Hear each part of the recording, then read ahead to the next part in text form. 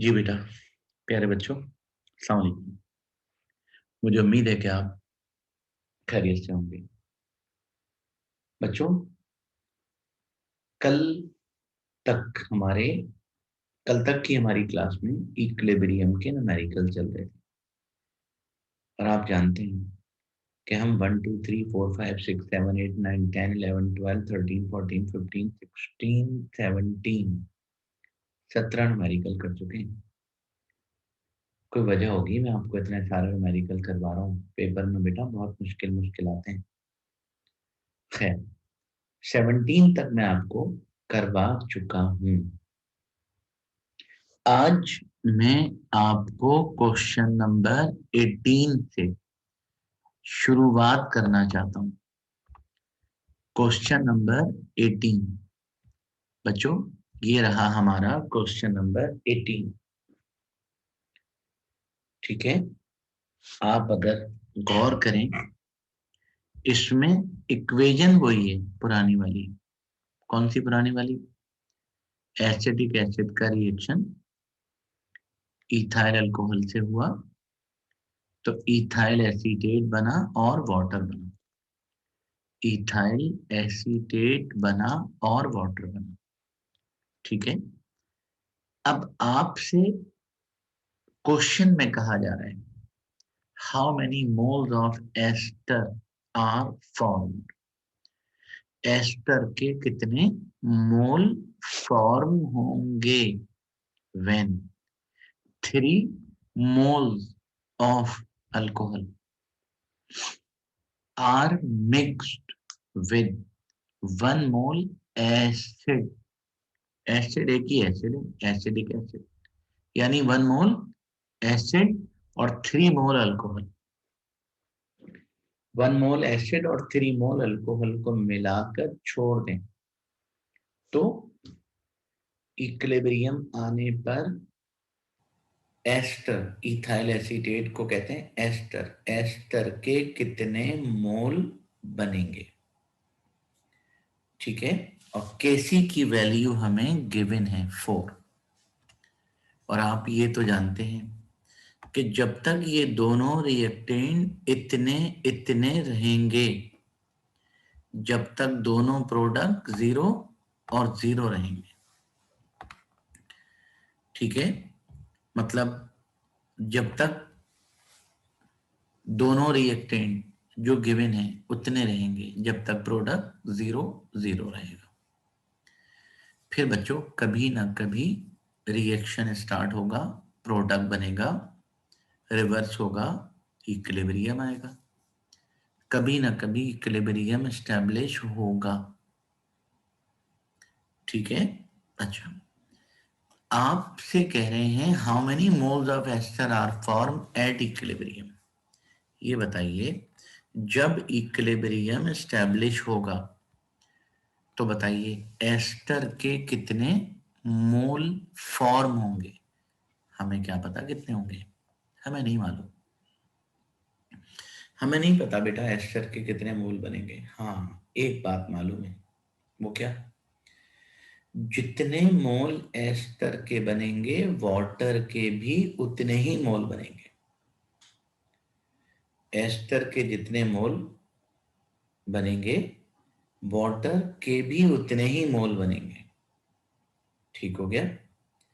तो ये नहीं पता कि कितने, तो ऐसा करते हैं ना बेटा, एज्यूम कर लेते हैं, सपोज कर लेते हैं कि एस्टर एक्स मोल बना, वाटर भी एक्स मोल बना। चलो ठीक है, ओके। अब इतना तो पता होगा बेटा, 18वां क्वेश्चन है भाई, जितने मोल प्रोडक्ट के बनते हैं रिएक्टेंट में से उतने ही माइनस होंगे। तो इधर भी एक्स मोल माइनस होगा, इधर भी एक्स मोल माइनस होगा। ठीक है, सही। अच्छा, यानी इक्विलिब्रियम पर एसिटिक एसिड के इतने मोल होंगे 1 minus x, alcohol 3 minus x, ester x, water x. ठीक है, अच्छा, केसी की वैल्यू हमें गिवन है और how many moles of ester, कुछ भी करके हमें x की वैल्यू निकालनी है बच्चों। x की जो भी वैल्यू निकलेगी वही एस्टर के मोल होंगे। अब बताइए क्या करें, करना क्या है, इक्विलिब्रियम कांस्टेंट इक्वेशन लिखनी है, ठीक है। इक्विलिब्रियम कांस्टेंट इक्वेशन क्या होगी, Kc is equal to active mass of ester into active mass of water upon active mass of acetic acid into ethyl alcohol. अब क्या किया, Kc की जगह बच्चों Kc की वैल्यू पुटअप कर दी, नजर आ गया होगा आपको। एस्टर कितना है, x अपॉन v, वॉल्यूम से डिवाइड करना जरूरी है। और वाटर कितना है, x अपॉन v। और बच्चों acidic acid 1 minus x upon V, alcohol 3 minus x upon V, सबके नीचे वी कैंसिल, वॉल्यूम बच्चों कैंसिल। अब बाकी क्या बचा, 4 is equal to x into x और अपॉन में 1 minus x into 3 minus x. बच्चों ऊपर तो स्क्वायर हो जाएगा लेकिन नीचे स्क्वायर नहीं हो सकता ना, एक वैल्यू 1 माइनस एक्स है, एक 3 माइनस एक्स है, स्क्वायर तो नहीं कर सकते। फिर क्या करना है, दोनों को मल्टीप्लाई करना है बच्चों, दोनों को मल्टीप्लाई करना है। क्या बनेगा, X into X, X square upon G. पहले 1 को दोनों से करेंगे, फिर माइनस एक्स को दोनों से करेंगे। ये देखिए बच्चों 1 को 3 से किया तो 3, 1 को माइनस एक्स से मल्टीप्लाई किया तो माइनस एक्स, फिर माइनस एक्स को 3 से किया तो माइनस 3x, फिर माइनस एक्स को माइनस एक्स से किया तो एक्स स्क्वायर। अब या तो आप इसको यहीं पे सॉल्व कर लें फिर क्रॉस मल्टीप्लाई कर दें, या पहले क्रॉस मल्टीप्लाई करते हैं बाद में सॉल्व कर लें, एक ही बात है, ठीक है। ये देखिए बेटा, माइनस का x था और माइनस का 3x माइनस का 4x हो गया, ठीक है। अब आप इसको क्रॉस मल्टीप्लाई करते हैं, ये देखिए x square minus 4x plus 3, descending order में लिख दिया, is equal to x square. अब क्या करें, 4 से मल्टीप्लाई कर दीजिए, 4x स्क्वायर, 4x स्क्वायर, 4 को 4 से करेंगे तो माइनस 16x, 4 को 3 से करेंगे तो 12x is equal to x square. X square को उधर ले गए हाथ के हाथ, एक स्टेप बढ़ाकर भी ले जा सकते हैं, एक्स स्क्वायर को हाथ के हाथ उधर ले गए। बताओ बेटा, 4x square minus x square ये हो जाएगा 3x square, 3x square minus 16x plus 12 is equal to 0। इसको देखकर समझ तो गए होंगे आप, क्वाड्रेटिक इक्वेशन बन गई। और क्वाड्रेटिक इक्वेशन को सॉल्व करने के लिए डेफिनेटली क्या करेंगे, क्वाड्रेटिक फार्मूला अप्लाई करेंगे। और बच्चों quadratic formula x is equal to minus b plus minus b square minus 4ac upon 2a, ठीक है। ऊपर बेटा एक माइनस ज्यादा लग गया है, कोई बात नहीं, मैं अभी हटा देता हूँ उसमें से।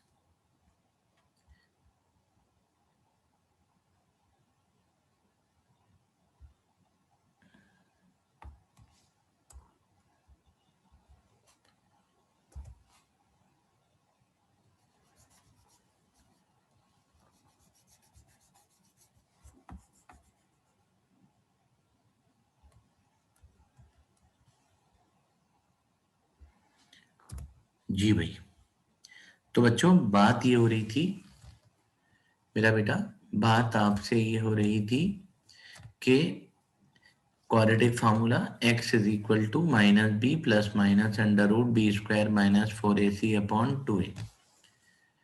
और ये बात आप जानते हैं, मैं आपको बता चुका हूं, कई बार बता चुका हूं कि क्वाड्रेटिक इक्वेशन में एक्स स्क्वायर के कोफिशिएंट को a कहते हैं। तो एक्स स्क्वायर का कोफिशिएंट कितना है? 3। तो a is equal to 3। x के कोफिशिएंट को b कहते हैं। तो x का कोफिशिएंट कितना है? -16। तो b हो गया -16 और c 12 हो गया। सही है। क्या करें बेटा? क्वाड्रेटिक फार्मूले में उठा के रख दीजिए। जब आप इसको क्वाड्रेटिक फार्मूले में पुटअप करेंगे तो बच्चों माइनस माइनस प्लस 16, फिर प्लस माइनस, फिर हमने पूरा रूट के अंदर की पूरी वैल्यू सॉल्व करेंगे और माइनस करके रूट निकाल देंगे। ठीक है, और वो ये आएगा। और अपॉन में क्या है? 2 इंटू 3 यानी 6। हाँ बेटा, समझ तो गए होंगे आप। क्या करूं? आइदर और। ये देखिए, एक दफा प्लस में लिया, एक दफा माइनस में लिया। ठीक है, एक दफा प्लस में ले लिया, एक दफा माइनस में ले लिया। अब क्या करें? सॉल्व कर ले बच्चों। x की एक वैल्यू ये आई और एक वैल्यू ये आई। अरे ये तो बिल्कुल पिछले क्वेश्चन जैसा हो गया। अगर x की एक वैल्यू माइनस में होती और एक प्लस में होती तब तो बिल्कुल सही था, प्लस वाली वैल्यू ले लेते।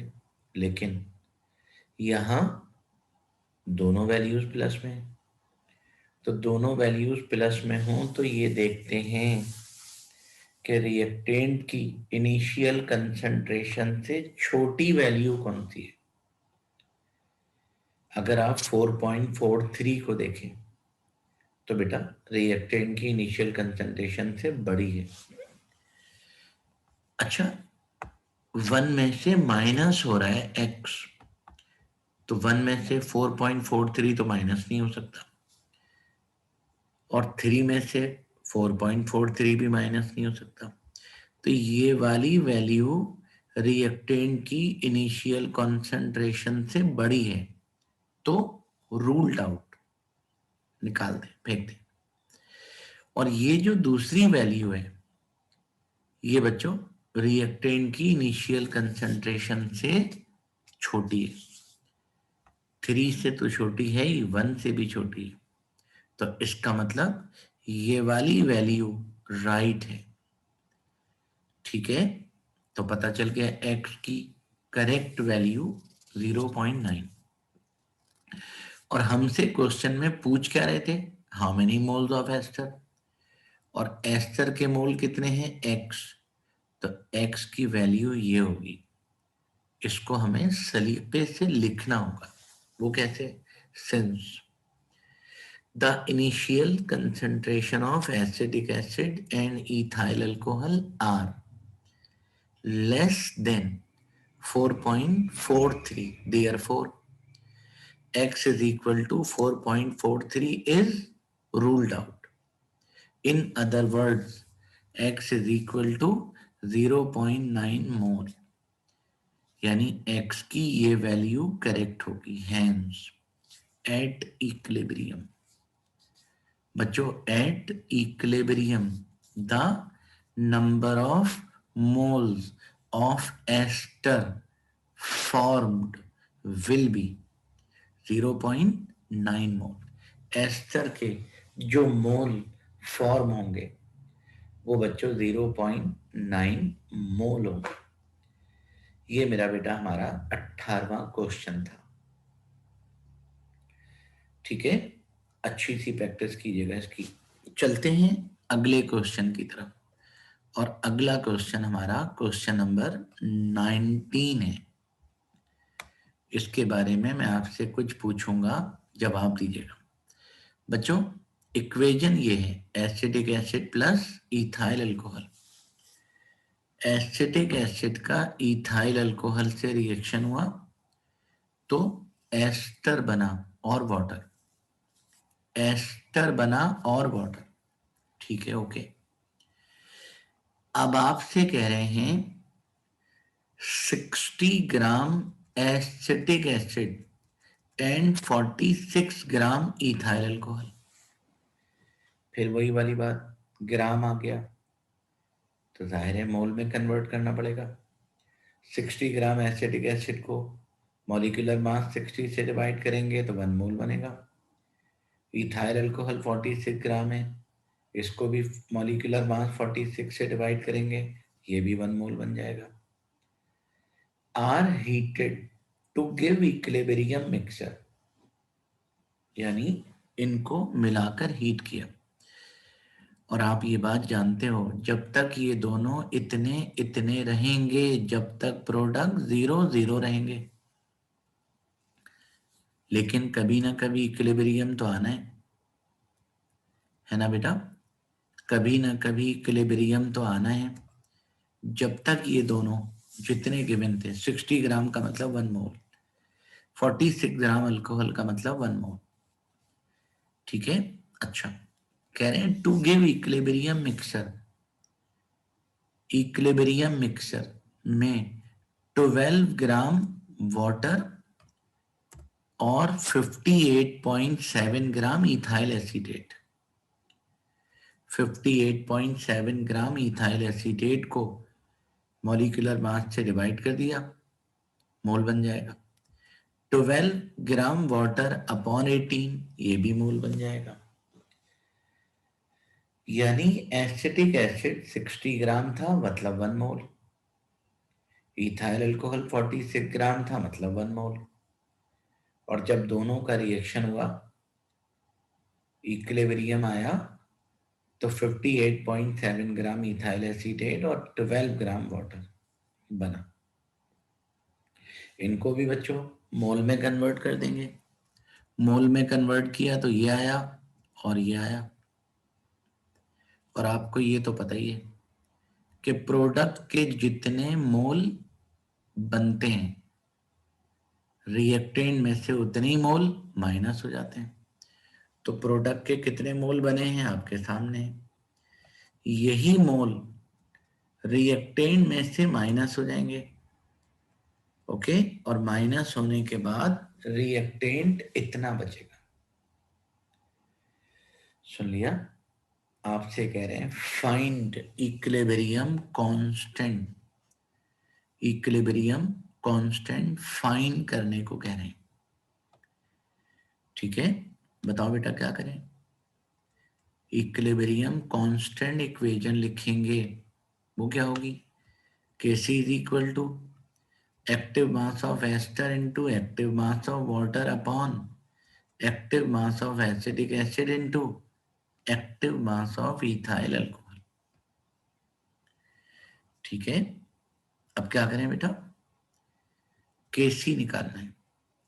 बताओ एस्टर कितना है, 0.667 मोल अपॉन V, और वाटर 0.666 अपॉन V, और acidic acid 0.333 upon V, alcohol 0.334 upon V।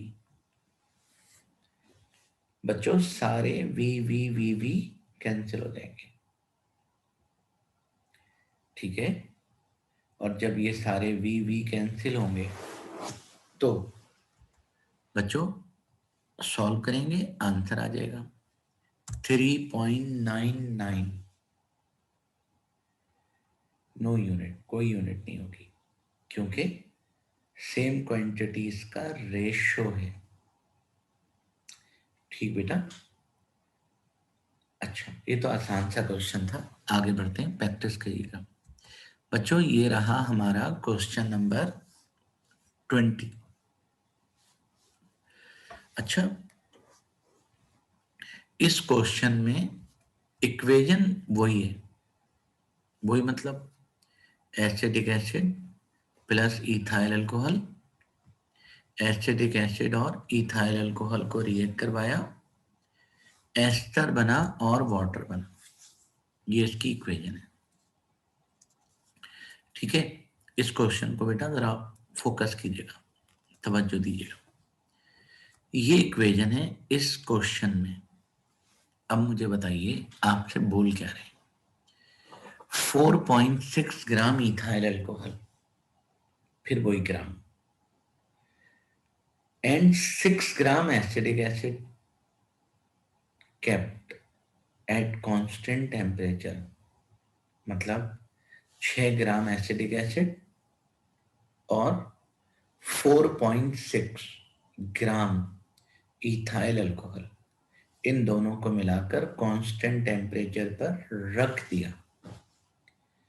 Initial concentration दे रहे हैं ग्राम में, कोई बात नहीं, मोल में कन्वर्ट कर देंगे।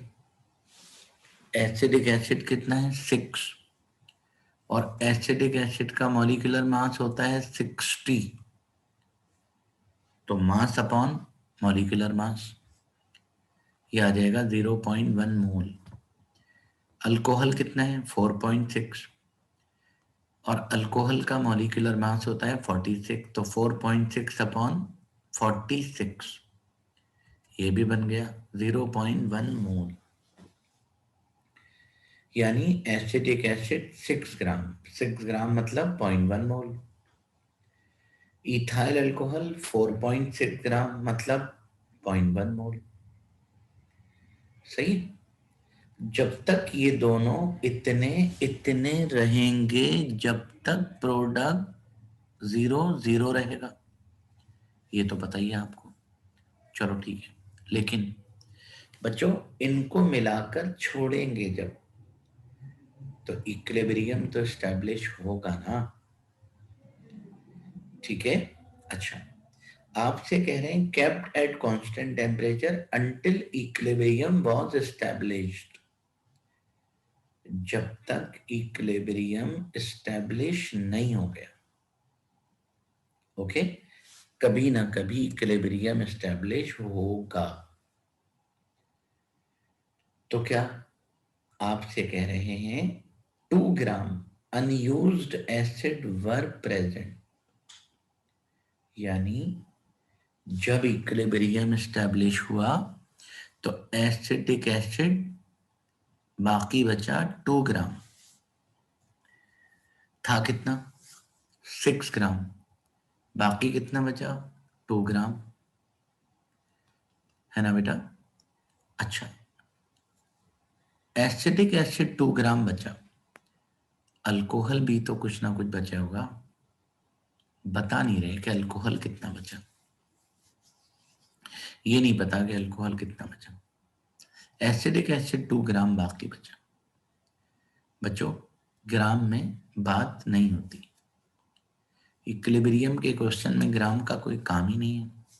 कोई बात नहीं, मोल में कन्वर्ट कर दें। तो जो एसिड था 6 ग्राम, उसको मोल में कन्वर्ट किया 0.1, और बाकी बचा 2 ग्राम। कब? एट इक्विलिब्रियम, इक्विलिब्रियम पर बाकी बचा 2 ग्राम। ठीक है, तो इसको भी मोल में कन्वर्ट करेंगे। बताओ बेटा, एसिडिक एसिड का मॉलिक्यूलर मास 60, तो डिवाइडेड बाय 60, ये बन गया 0.033 मोल। मतलब एसिटिक एसिड इतना बचा। ये नहीं बता रहे कि अल्कोहल कितना बचा, हालांकि बचा तो अल्कोहल भी होगा, ये नहीं बता अल्कोहल कितना बचा। ठीक है बेटा, हमें अपना कॉमन सेंस खोलना पड़ेगा। खोलें, सुने, देखो इक्वेशन ये कह रही है कि एसिटिक एसिड और इथाइल अल्कोहल दोनों इक्वली रिएक्ट होंगे। एसिटिक एसिड और इथाइल अल्कोहल दोनों इक्वली रिएक्ट होंगे, ये इक्वेशन कह रही है। अच्छा, हैं दोनों इनिशियली इक्वल, ये भी 0.1 मोल, ये भी 0.1 मोल, तो रिएक्ट भी इक्वली होंगे और हैं भी इक्वल। रिएक्ट भी इक्वली होंगे और हैं भी इक्वल दोनों। तो जब रिएक्ट भी इक्वली होंगे और हैं भी इक्वल तो बचेंगे भी इक्वल ना।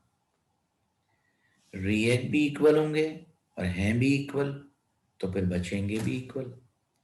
तो जितने मोल एसिटिक एसिड के बाकी बचे हैं अल्कोहल के भी उतने ही मोल बाकी बचेंगे। ठीक है, अगली बात बोलूं, और ये तो खैर आपको पता ही है कि रिएक्टेंट में से जितने मोल कम होते हैं, रिएक्टेंट में से जितने मोल कम होते हैं प्रोडक्ट के उतने ही मोल बन जाते हैं, प्रोडक्ट के उतने ही मोल बढ़ जाते हैं। जितने मोल कम होंगे उतने ही मोल बढ़ जाएंगे। अब ये कैसे पता चलेगा कितने मोल कम हुए? अरे एसिडिक एसिड कितना था 0.1, बाकी बचा 0.03, कम हो गया ना। तो कितना कम हो गया? 0.1 में से 0.033 माइनस कर दें, कितना कम हो गया? 0.1 में से 0.033 माइनस कर दें तो इसमें से ये निकला, ये बचा, ये बना। ये देखिए 0.1 में से 0.033 माइनस कर दिया और इस वाले 0.1 में से 0.033 माइनस कर दिया, ये बचा। मतलब इक्विलिब्रियम कॉन्सेंट्रेशन पता चल गई। किसकी? रिएक्टेंट की भी और प्रोडक्ट की भी। बच्चों इक्विलिब्रियम कॉन्सेंट्रेशन मालूम चल गई। ठीक है, अब आपसे कह रहे हैं कैलकुलेट करो कैसी।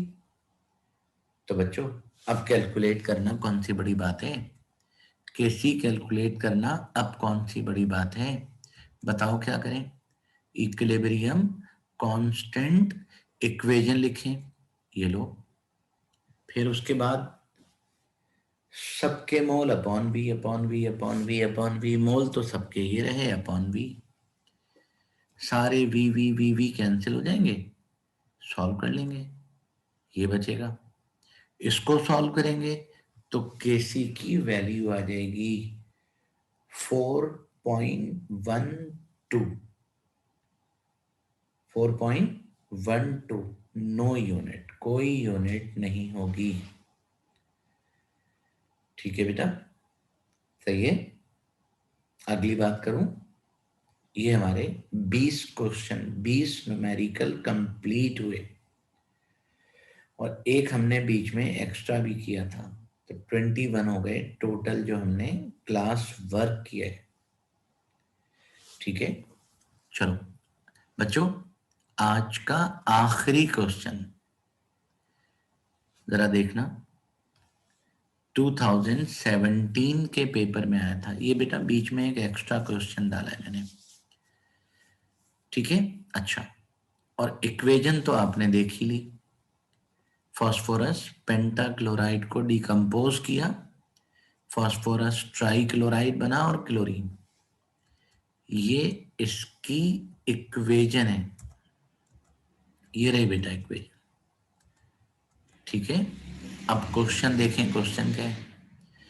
एन इक्विलिब्रियम मिक्सचर, मतलब क्वेश्चन शुरू इक्विलिब्रियम से कर रहे हैं बच्चों, क्वेश्चन को स्टार्ट ही इक्विलिब्रियम से ले रहे हैं।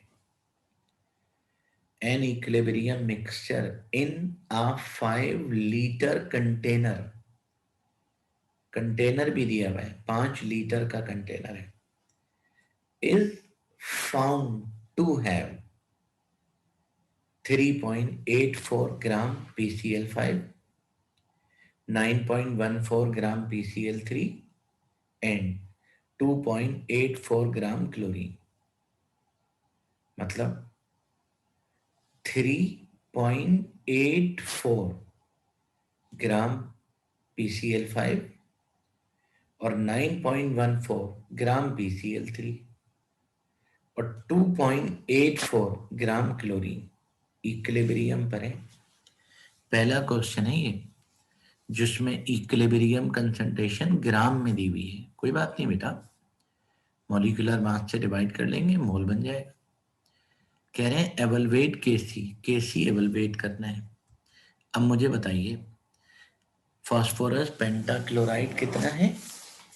3.84। इसको मॉलिक्यूलर मास से डिवाइड कर देंगे। फास्फोरस 31 और क्लोरीन 35.5 इंटू 5, तो क्या बनेगा? ये बनेगा 208.5। ठीक है। अच्छा, PCl3 कितना? 2.84। इसको भी मॉलिक्यूलर मास से डिवाइड करना पड़ेगा। PCl3 फास्फोरस 31 और क्लोरीन 35.3 इंटू 3, ये बन गया 137.5। ठीक है। और बच्चों क्लोरीन तो पता ही है आपको 71, तो 2.84 अपॉन 71 डिवाइड कर लेंगे तो इसके मोल ये आए, इसके मोल ये आए और इसके मोल ये आ गए। सबके मोल पता चल गए। और वॉल्यूम तो ऑलरेडी गिवन है ही। एवलवेट करना है क्या? Kc। तो बताओ बेटा क्या करोगे? इक्विलिब्रियम कांस्टेंट इक्वेशन लिखेंगे। और इक्विलिब्रियम कांस्टेंट इक्वेशन, हाँ बच्चों, Kc is equal to active mass of PCl3 into active mass of chlorine upon active mass of PCl5। ठीक है। हाँ, अब क्या करें बेटा? Mole upon volume, mole upon volume, mole upon volume. PCl3 के मोल 0.066 अपॉन 5, वॉल्यूम 5 है। क्लोरीन के मोल 0.04 अपॉन 5, PCl5 के मोल 0.018 अपॉन 5। ठीक है बेटा, एक 5 से कैंसिल हो जाएगा। एक 5 से कैंसिल हो गया। अब बेटा कैलकुलेटर का कमाल रह गया, अब तो कौन सी बड़ी बात है।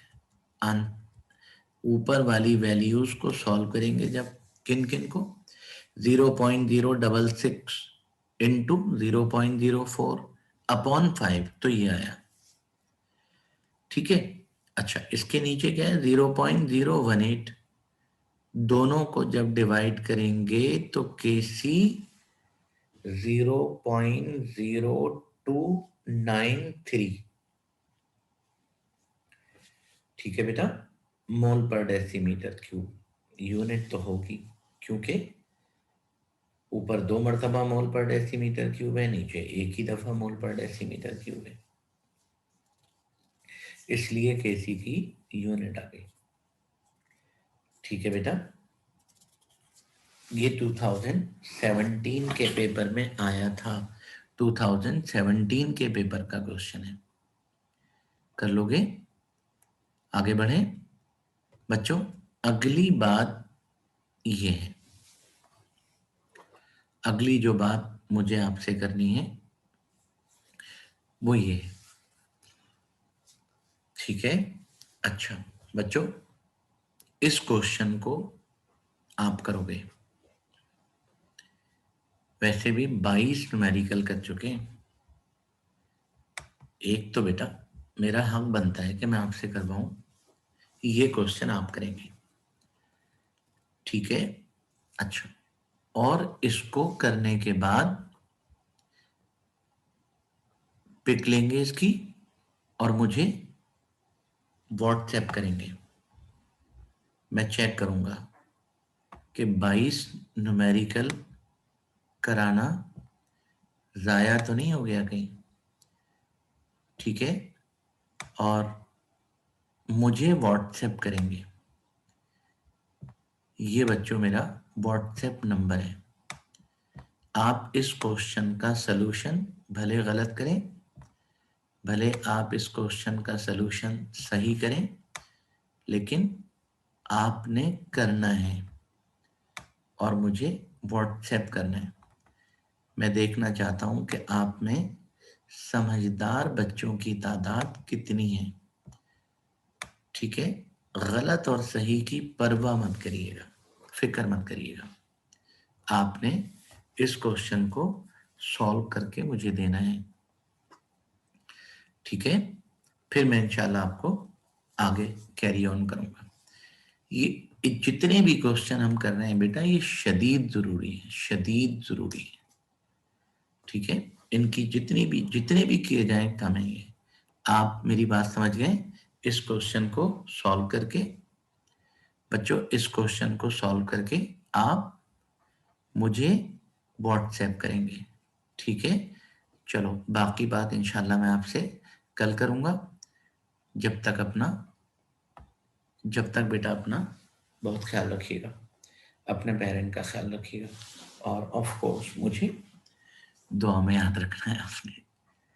अल्लाह हाफिज। मुझे बेटा दुआ में याद रखना है।